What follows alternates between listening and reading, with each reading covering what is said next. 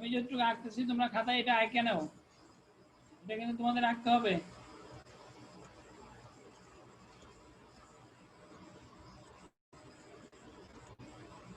এখান থেকে আউটপুট নিবে।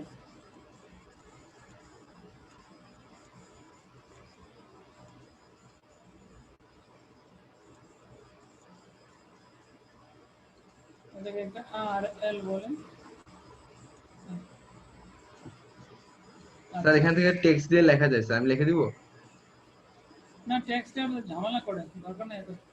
ঠিক আছে। পরে লিখে নিই।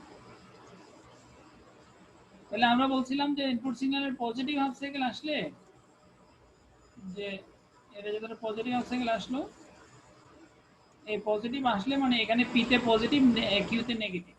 তাহলে পি তে পজিটিভ হলে D1 এবং D3 পাবে ফরওয়ার্ড ব্যাস, আর D4 এবং D2 পাবে রিভার্স ব্যাস। তাহলে আমাদের আউটপুটটা আমরা কিভাবে পাবো দেখো তো।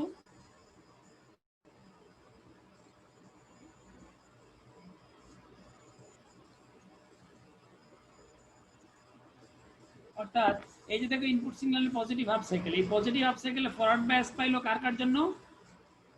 Sir D1 D3 D1 D3। দেন ধরো আসলো নেগেটিভ হাফ সাইকেল। এই নেগেটিভ হাফ সাইকেল আসলো, তার মানে এখানে হলো তখন নেগেটিভ, আর এখানে হবে তাহলে তখন ধরো পজিটিভ। তাহলে এই নেগেটিভ যদি এখানে আসে আর এখানে যদি পজিটিভ থাকে, তাহলে এবার কোন দুইটা ফরওয়ার্ড বায়াস পাবে, কোন দুইটা রিভার্স বায়াস পাবে? D2 আর D4 স্যার ফরওয়ার্ড। আচ্ছা, এখন D2 এবং D4 ফরওয়ার্ড বায়াস পাবে, আর D1 আর D3 রিভার্স বায়াস পাবে। তাহলে এবার দেখো এই যে D2 এবং D4 reverse bias due to the negative signal, এটার জন্য পাইলো এই দুটো, এই দুটো ফরওয়ার্ড বায়াস পাইলো। পরবর্তীতে আবার যখন পজিটিভ হাফ সাইকেল আসবে তখন আবার এই পজিটিভের জন্য আবার D1 এবং D3 ফরওয়ার্ড বায়াস পাবে। এভাবে কন্টিনিউয়াস প্রসেসে চলতে থাকবে। অর্থাৎ আগের যে কথাগুলি সেম থাকবে, শুধু এখানে ডায়োড দুইটার জায়গায় হয়েছে চারটা। বুঝতে পারছো কথা? জি স্যার। এইটার কনস্ট্রাকশন বা গঠনের মধ্যে এই কথাগুলি আমাদেরকে বলে দিতে হবে যে যে আমরা এটা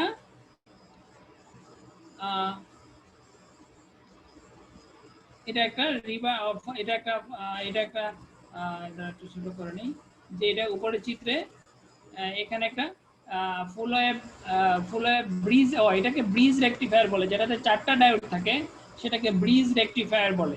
এই ফুল ওয়েভ ব্রিজ রেকটিফায়ার অঙ্কন করা আছে, সেখানে D1 D2 D3 D4 এই চারটি ডায়োড ব্যবহার করা আছে। ইনপুট সিগন্যালে যখন পজিটিভ হাফ সাইকেল আসবে তখন D1 এবং D3 ফরওয়ার্ড বায়াস হবে, ফলে আউটপুটে পজিটিভ সিগন্যালটা পাওয়া যাবে। আবার ঠিক তখনই নেগেটিভ হাফ সাইকেলের জন্য ওই সময় D1 এবং D2 রিভার্স বায়াস হবে। আবার পরবর্তীতে যখন নেগেটিভ হাফ সাইকেল আসবে তখন D1 এবং D3 রিভার্স বায়াস, আর D2 আর D4 ফরওয়ার্ড বায়াস হবে, ফলে নেগেটিভ হাফ সাইকেলটা আউটপুটে পাওয়া যাবে। এইভাবে প্রতিটা সিগন্যাল আমরা আউটপুটে ট্রান্সফার করতে পারবো। ইনপুট সিগন্যালের পজিটিভ এবং নেগেটিভ উভয় হাফ সাইকেল অর্থাৎ ফুল সাইকেল বা ফুল আউটপুটে ট্রান্সফার করা যায় বিধায় এইটার নাম হচ্ছে ফুল ওয়েভ রেকটিফায়ার বা ব্রিজ। কথা বুঝতে পারছো এতটুকু? যখন প্রশ্ন থাকলে বলো স্যার। একটা বলো, নাম বললে প্রশ্ন করবা। Sir sonnet Saha.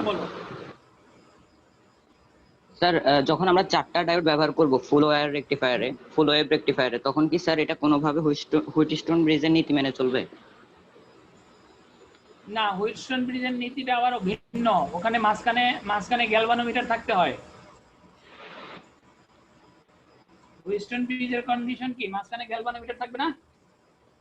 হ্যাঁ স্যার। হ্যাঁ, মাঝখানে গ্যালভানোমিটার থাকলেই কেবল হুইটস্টোন ব্রিজ এর নীতি মেনে চলবে। হুইটস্টোন ব্রিজের নীতির শর্ত হলো আদারওয়াইজ হবে না স্যার। না, মাঝখানে গ্যালভানোমিটার না থাকলে তো হবে না। জি স্যার। বুঝতে পারছো? থ্যাংক ইউ তোমার প্রশ্নের জন্য। আচ্ছা, বাকি তুমি বুঝতে পারছো কিনা এটা পুরোটা? হ্যাঁ, আচ্ছা। তাহলে আমরা হাফ ওয়েভ রেকটিফায়ার পড়লাম এবং ফুল ওয়েভ রেকটিফায়ার পড়লাম। এবার আমাদের যেটা এখানে দেখো ওই যে ফুল ওয়েভ ব্রিজ রেকটিফায়ারটা এই যে দুই ভাবে দেখাইছে এখানে, যে প্রথমবার আমাদের ছিল D1 এবং D3 ফরওয়ার্ড বায়াস মানে কানেক্টেড, এই জন্য, আর যখন D2 এবং D3 রিভার্স বায়াস এই জন্য দেখো ওপেন দেখাইছে। আবার পরবর্তীতে D1 এবং D3 ওপেন বা রিভার্স বায়াস, আর D2 এবং D4 ফরওয়ার্ড বায়াস এই জন্য কানেক্টেড বা অন দেখাইছে। আচ্ছা, এবার আরেকটা জিনিস দেখো, এখানে এই পর্যন্ত শেষ।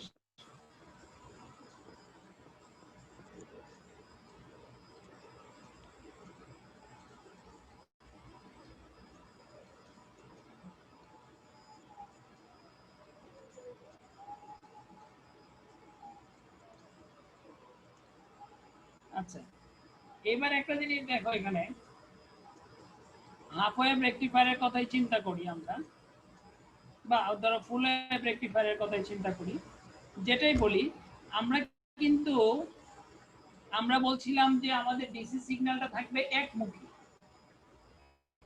অর্থাৎ ডিসি সিগন্যালটা থাকবে স্ট্রেট থাকবে, কিন্তু আমরা আউটপুটে কি পাইছি, এরকম ওয়েভ সিগন্যাল পাইছি না। স্যার স্ক্রিনটা আসতেছে না। আপনি কি স্ক্রিন শেয়ার করছেন? তো দেখা স্যার যাচ্ছে স্ক্রিন দেখা যাচ্ছে না। হ্যাঁ, স্যার একবার শেয়ার করেন স্যার, দেখা যাচ্ছে না কিছু।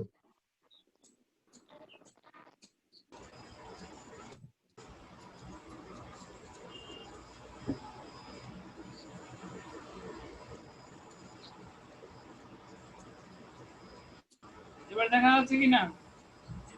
না স্যার।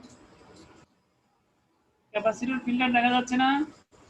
না স্যার। স্যার স্ক্রিনটা লোডিং হইতেছে বাট শো করতেছে না স্যার। তাহলে একটু সময় লাগবে।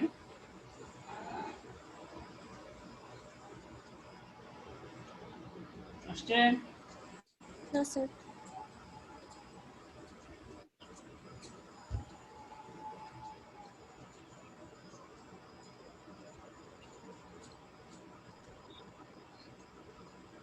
আসে নাই? স্যার লোডিং হচ্ছে এখনো।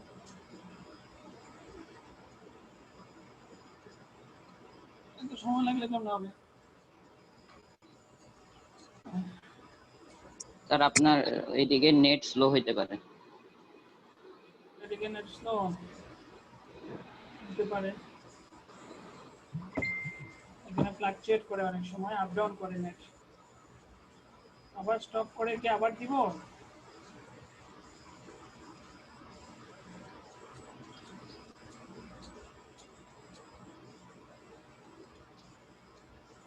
আবার দিলাম। স্যার আসছে এখন। ক্যাপাসিটর ফিল্টার দেখা যাচ্ছে? জি স্যার। আচ্ছা ফাইন। আচ্ছা মাদিয়া, তুমি স্ক্রিনশট নিয়ে রাখছো তো নাকি? জি স্যার নিচ্ছে। এই যে 41 জন আছে, আজকে অ্যাবসেন্ট বেশি কেন? স্যার 46 জন ছিল, এখন হয়তো নেট প্রবলেমের জন্য অনেকজন বের হয়ে গেছে। না, এটাও তুমি দেখবা, এই যে এতক্ষণ যাবত 41 জন যদি শেষ পর্যন্ত যদি বাকিরা না আসে, তাহলে এই 41 জনের অ্যাটেন্ডেন্স হবে। স্যার এখন 42 জন। বুঝতে পারছি, 41 বা 42 যে কজন আসুক, দেখি না বাকিরা আসে কিনা। জি স্যার। স্যার হ্যাঁ বলো। স্যার অনেকেই সমস্যা হয়েছে, আর মনে করেন ক্লাস করছে তখন ক্লাসের মাঝখানে ওয়াইফাই শেষ হয়ে যায়, নেট শেষ হয়ে যায়, তাহলে স্যার ওইরকম স্যার অনেকের মাঝখানে স্যার নেটের সমস্যা হয়, স্যার বের হয়ে যায়, কিন্তু ক্লাসটা স্যার করে স্যার কন্টিনিউ লাস্ট পর্যন্ত করতে পারে না।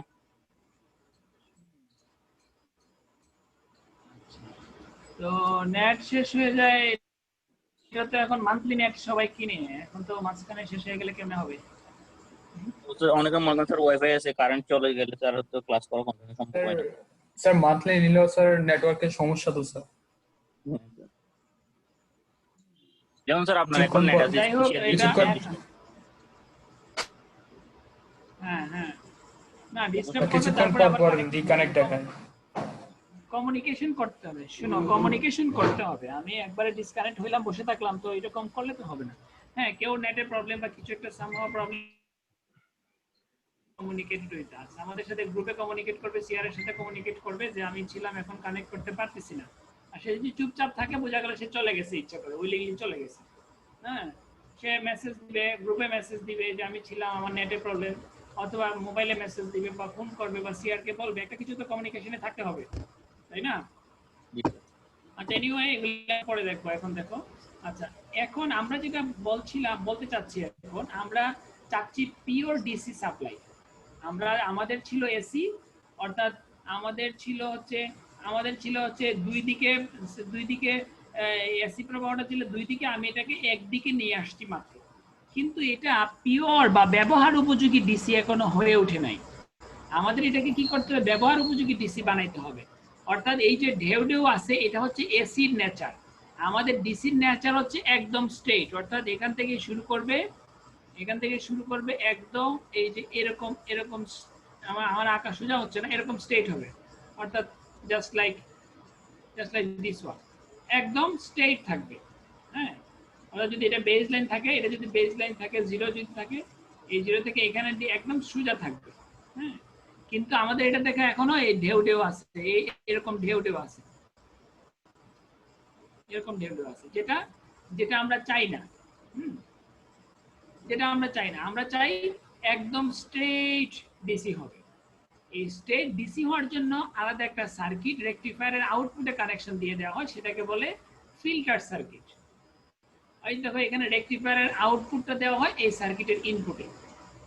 এই সার্কিটের ইনপুটে একটা ক্যাপাসিটর থাকার কারণে, ক্যাপাসিটরে তোমরা জানো যে চার্জ স্টোর করে রাখতে পারে। ক্যাপাসিটরটা চার্জিং ডিসচার্জিং এর একটা টাইম আছে, টাইম কনস্ট্যান্ট আছে, সেটা অর্থাৎ এই ইনপুট সিগন্যালটা এই পালস, এটাকে বলে পালসেটিং ডিসি সিগন্যাল। রেকটিফায়ারের আউটপুটে যেটা পাওয়া যায় এটা হচ্ছে পিওর ডিসি না, এটাকে পালসেটিং বা ভেজাল ডিসি। অর্থাৎ যেই ডিসির মধ্যে এসির কিছু কম্পোনেন্ট, এসির কিছু নেচার, এসির কিছু ক্যারেক্টারিস্টিক্স থেকে যায়, সেটাকে বলে পালসেটিং ডিসি বা ভেজাল ডিসি বা ইমপিওর ডিসি, যেটা আমরা বাস্তবে ব্যবহার করতে পারি না। আমাদের বাস্তবে ব্যবহার উপযোগী সিগন্যালের নাম হচ্ছে পিওর ডিসি, যেটা পাওয়ার জন্য রেকটিফায়ার আউটপুটে একটা ফিল্টার সার্কিট বা ক্যাপাসিটর ফিল্টার সার্কিট সংযোগ করা থাকে। এই ক্যাপাসিটর ফিল্টার সার্কিটের ইনপুটে যখন আমরা ইনপুট পালসেটিং ডিসি আসবে, তখন ক্যাপাসিটরের একটা ধর্ম হলো সে এসি কে যেতে দেয় এবং ডিসি কে ব্লক করে। ক্যাপাসিটর এসি কে যেতে দেয়, ডিসি কে ব্লক করে, ফলে ইনপুট সিগন্যালের সকল ডিসি যেগুলো আছে সেদিকে গমন করবে,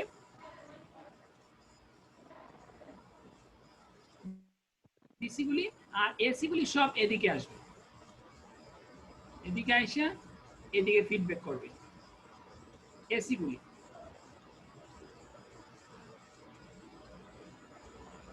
যার ফলে কি হবে, এসি গুলি আবার ফিডব্যাক করে ঘুরে আবার ওই যে রেকটিফায়ার সার্কিট হয়ে ঘুরে আবার পিওর হয়ে আসবে। আইসা যতক্ষণ পর্যন্ত শুধুমাত্র পিওর ডিসি পাওয়া না যাবে, ততক্ষণ পর্যন্ত এই প্রক্রিয়া চলতে থাকবে। এই জন্যই দেখো ইনপুট সিগন্যালটার যে ওয়েভ শেপ ছিল ইনপুটে, এই দেখো আউটপুটে এই দেখো ওয়েভ শেপটা এখন কিছুটা উপরে উঠছে, দেখতে পাচ্ছ একটু এই লাল লেখাটা? জি স্যার। হ্যাঁ, অর্থাৎ ক্যাপাসিটরের চার্জিং ডিসচার্জিং এর কারণে এটা কিছুটা সোজা হয়ে আসছে। অর্থাৎ যদি আমরা এই ধরনের ক্যাপাসিটর ফিল্টার আরেকটা ব্যবহার করি, তাহলে আরো কিছু সহজ সোজা হবে।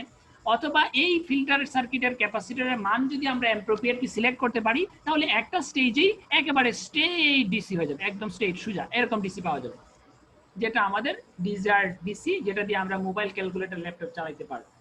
এই প্রক্রিয়াটা বা প্রসেসটাকে বলে ফিল্টারিং। যেই সার্কিটের মাধ্যমে করা হয় এটাকে বলে ফিল্টার সার্কিট। এর মধ্যে দুইটা ডিভাইস থেকে, একটা ক্যাপাসিটর, একটা রেজিস্টার। অর্থাৎ ফিল্টার সার্কিটের কাজ হচ্ছে রেকটিফায়ারের আউটপুট পালসেটিং ডিসি কে পিওর ডিসি তে রূপান্তর করা। তাহলে পরীক্ষায় যদি প্রশ্ন আসে, একটা রেকটিফায়ার এর সার্কিট ফিল্টার, একটা রেকটিফায়ার এর ফিল্টার সার্কিট সহ অঙ্কন করে এর ইনপুট আউটপুট ওয়েভ শেপ বর্ণনা করো, তাহলে আমাদের এই পর্যন্ত বলতে হবে। পারা যাবে কিনা? এই পর্যন্ত কারো কোনো প্রশ্ন আছে কিনা বলো। স্যার, আমি এনামুল হাসান। বলো এনামুল, বলো। স্যার, ওই যে গ্রাফটা 3 নম্বরে, ওই যে ক্যাপাসিটর ফিল্টারে 3 নম্বর যে গ্রাফটা আছে, আপনি বললেন যে ডিসি কারেন্টে হলে একটা মানে একটা সময় গিয়ে স্ট্রেট সোজা হয়ে যাবে। তাই এটা কি প্রথমে একটা ওয়েভ লেন্থ থাকার পরে এরপরে একটা সময় গিয়ে মানে ওয়েভ মানে বলো, হ্যালো, হবে কিনা? আবার বলো, শুনতে পাচ্ছি না, নেটের ডিস্টার্ব ছিল, আবার বলো।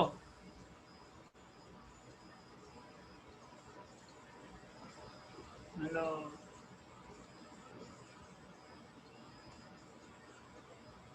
হ্যালো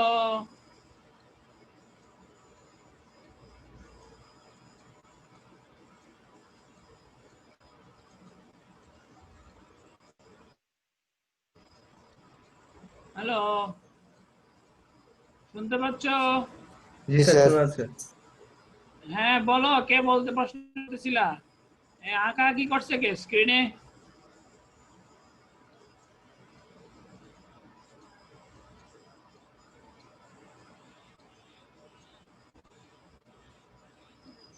কে বলতে চাচ্ছিলা? প্রশ্ন করছিল একজন, বলো আবার, আমি শুনি না এতক্ষণ, নেটে ডিস্টার্ব ছিল। হ্যালো, আমাকে শুনতে পাচ্ছ তোমরা? জি স্যার, আমরা হ্যালো, আপনাকে শুনতেছি। হ্যাঁ একজন কে যেন একজন প্রশ্ন করছিলা, সেটা প্রশ্নটা আবার করো। স্যার ওর এই হয়তো পর্যন্ত, নেটের সমস্যা। আচ্ছা এই পর্যন্ত আর কারো কোনো প্রশ্ন আছে কিনা বলো তো, বুঝতে পারছো কিনা?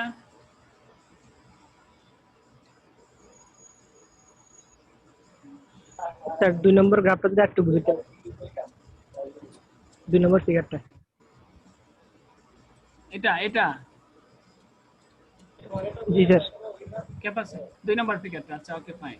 আচ্ছা আমরা যেটা বলছিলাম যে ইনপুট সিগন্যালের, যখন ইনপুট সিগন্যালের যেটা আছে এটা হচ্ছে পালসেটিং ডিসি বা ভেজাল ডিসি, অর্থাৎ এর মধ্যে দুইটা জিনিস মিক্সড করা আছে, এসিও আছে আবার ডিসিওর কিছু কম্পোনেন্ট আছে। এই সিগন্যালটা যখন আমরা এখানে দিব তখন এই সিগন্যালটা এদিকে এসে এসি যেগুলি আছে, এসি কম্পোনেন্টগুলি ক্যাপাসিটরের ভিতরে ঢুকে যাবে, পরে যাবে দিকে, আর ডিসি গুলি এটা যাইতে পারবে না, ডিসি গুলি সরাসরি আউটপুটে চলে যাবে।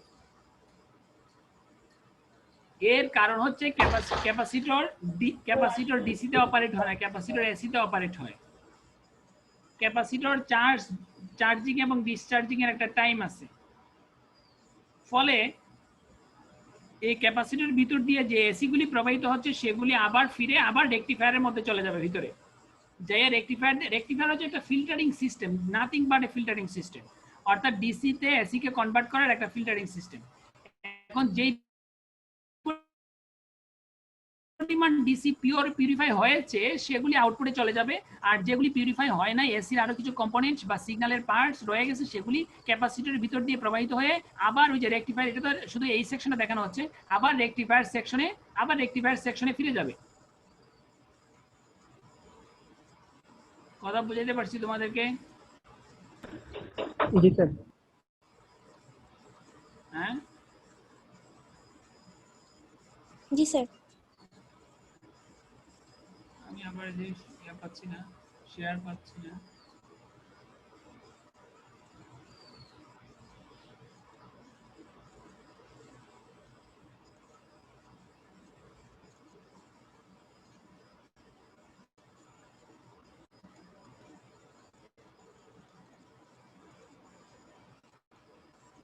এতটুকু তোমরা বুঝতে পারছো কিনা বলো? পরীক্ষায় যদি প্রশ্ন আসে যে ফিল্টার সার্কিট সহ একটা রেকটিফায়ার অঙ্কন করো, তাহলে এই সার্কিটটাও দিতে হবে। আচ্ছা 2 নম্বর হচ্ছে, 2 নম্বর বলার চেষ্টা করতেছি, এখন এই ক্যাপাসিটর দিয়ে সম্পূর্ণ এই পালসেটিং ডিসি কে একদম স্ট্রেট ডিসি বানায় ফেলা যাবে না। হ্যাঁ যাবে, যদি এই ক্যাপাসিটরের মানটা পর্যায়ে হয়, ডিজায়ার্ড লেভেলে হয়, যেটা প্র্যাকটিক্যাল লেভে বোঝানো সম্ভব বা দেখা সম্ভব, সেই মানের যদি একটা ক্যাপাসিটর আমরা অ্যাডজাস্ট করে দিতে পারি তাহলে একদম স্ট্রেট ডিসি আমরা পেয়ে যাব, আদারওয়াইজ নট। অথবা মান চেঞ্জ করে করে আরো একাধিক স্টেজ সংযোগ করে, একটা স্টেজে এই যে কিছু সিগন্যালটা উপরে উঠলো, আরেকটা স্টেজে আরেকটু উঠবে, আরেক পরের স্টেজে আরেকটু সোজা হয়ে যাবে একদম, এইভাবে মাল্টি স্টেজ বা একাধিক স্টেজ ফিল্টার ব্যবহারে আমরা পালসেটিং বা ভেজাল ডিসি কে আমরা পিওর ডিসি তে রূপান্তর করতে পারি। এই কথাটা এতটুকু বোঝা গেল কিনা? এতটুকু বোঝা গেল? মাদিহা আসো? জি স্যার বুঝে। জি স্যার। আচ্ছা আচ্ছা আচ্ছা ওকে ফাইন। এখন আজকে এই পর্যন্ত থাকবেন, আবার নতুন টপিক শুরু করব, কি বলো? তাহলে না স্যার, পর্যন্ত থাক। থাকুক স্যার। তাহলে আজকে এই পর্যন্ত থাক। আমরা পরে ক্লাসে আবার আলোচনা, তোমরা আমাকে কিন্তু বলে বলে ক্লাস নিবা, বুঝছো? কোনো একদিন স্যার miss আমাদের করলেও- একটা রুটিন অনুযায়ী ক্লাস দিলে ভালো হতো স্যার, মানে যে এক এক দিন এক এক স্যারকে বুঝি না কোন দিন কোন স্যার নিবে। রুটিন অনুযায়ী তো আমাদের ক্লাস ফার্স্ট ইয়ারে শুধুমাত্র হয়, পরেরগুলি থেকে তো আর রুটিন অনুযায়ী সম্ভব হয়ে ওঠে না, কারণ টিচারের ক্রাইসিস থাকার কারণে। যেমন আমার একাধিক গ্রুপে ক্লাস আছে, আজকে বা 11টার সময় ছিল, ওরা ক্যান্সেল করছে। তো এখন তো রুটিন একটা করে দেওয়া আছে না তোমাদেরকে? না স্যার, না স্যার কোনো রুটিন দেওয়া হয়নি স্যার। এমনিতে মানে একটা বার ফিক্সড করে দিলে যে ওই বারে আপনি ক্লাস নেবেন ওইরকম অনুযায়ী করলে ভালো হতো। হ্যাঁ, আমার ক্লাসটা এই 12টায় তোমরা ধরে রাখো, যেদিনই আমি নিই 12টায় নিলাম, আমার 11টায় আরেকটা গ্রুপের সাথে আছে, আর তোমাদের সাথে 12টায় নিলাম, টাইমটা ধরে রাখো। বাট আমি চাই যে একদিন পর পর বা 2 দিন বা সপ্তাহে দুইবার দিবা আর কি আমাকে ক্লাস। জি ধরো স্যার। এই সপ্তাহে এখন একটা আজকে নিলাম না, কালকে না নিয়ে পরের দিন আরেকটা দিলাম, একদিন পরে আরেকটা দিলাম। হ্যাঁ, অর্থাৎ জি daily স্যার। মানে যদি ডেটটা মানে যদি বারটা স্যার এক হতো তাহলে ভালো হতো আর কি, যদি বারটা বলতেন কোন দিন বা শনিবার নাকি রবিবার এরকম যদি বার ফিক্সড করতেন তাহলে ভালো হতো। আচ্ছা, অসুবিধা। আজকে কি বার?